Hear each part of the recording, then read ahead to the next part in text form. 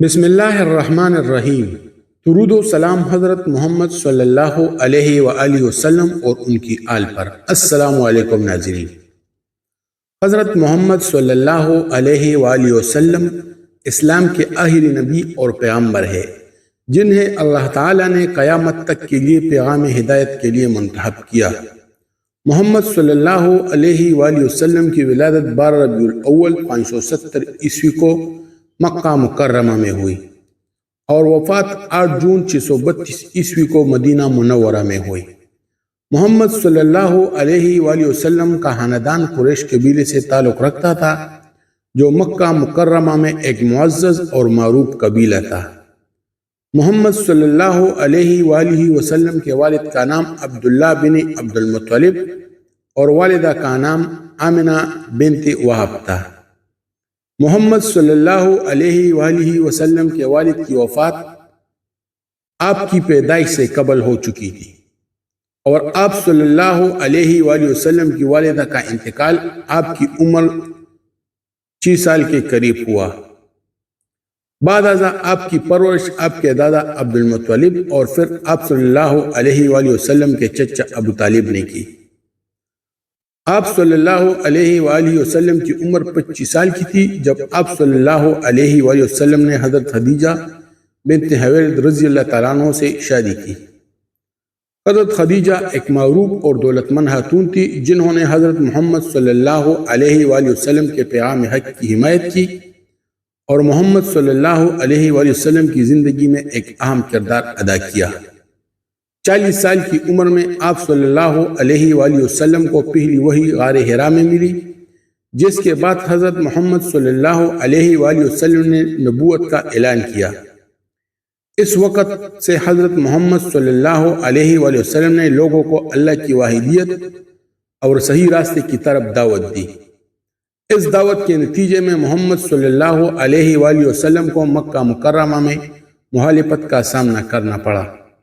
اس کے بعد آپ صلی اللہ علیہ وآلہ وسلم اور آپ کے پیروکاروں نے مدینہ منورہ ہجرت کی۔ صحابہ اکرام، جہاں آپ صلی اللہ علیہ وآلہ وسلم نے اسلامی ریاست قائم کی اور مسلمانوں کو اپنے دین کی تعلیم دی۔ 63 سال کی عمر میں آپ صلی اللہ علیہ وآلہ وسلم کی وفات ہوئی۔ آپ کی وفات کے بعد آپ کے پیغام اور تعلیمات کو محمد صلی اللہ علیہ وسلم کے صحابہ اکرام رضی اللہ تعالیٰ عنہ اجمعین نے دنیا بھر میں پھیلایا، اور آج بھی دنیا کے کروڑوں لوگ آپ صلی اللہ علیہ وآلہ وسلم کی تعلیمات اور رہنمائی سے استفادہ کرتی ہے۔ آپ صلی اللہ علیہ وآلہ وسلم کی شخصیت اخلاق، امانت داری، صداقت اور عدل و انصاف کی علامت تھی۔ آپ صلی اللہ علیہ وآلہ وسلم نے اپنے ماننے والوں کو بہترین اخلاق اور کردار کی تعلیم دی۔ آپ صلی اللہ علیہ وآلہ وسلم کا پیغام لا الہ الا اللہ محمد الرسول اللہ ہے، جس کا مطلب ہے کہ اللہ کے سوا کوئی معبود نہیں اور محمد صلی اللہ علیہ وآلہ وسلم اللہ کے رسول ہے۔ حضرت محمد صلی اللہ علیہ وآلہ وسلم کی زندگی اور تعلیمات نے اسلامی تاریخ میں ایک عظیم مقام حاصل کیا، اور آپ کی تعلیمات آج بھی ایک عالمی رہنمائی فراہم کرتی ہے۔ نبی کریم صلی اللہ علیہ وآلہ وسلم کی تعلیمات اور باتیں مسلمانوں کے لیے رہنمائی اور زندگی کے مختلف پہلوؤں پر روشنی ڈالتی ہے۔ یہاں نبی کریم صلی اللہ علیہ وسلم کی بہترین باتیں تفصیل سے بیان کی گئی ہے۔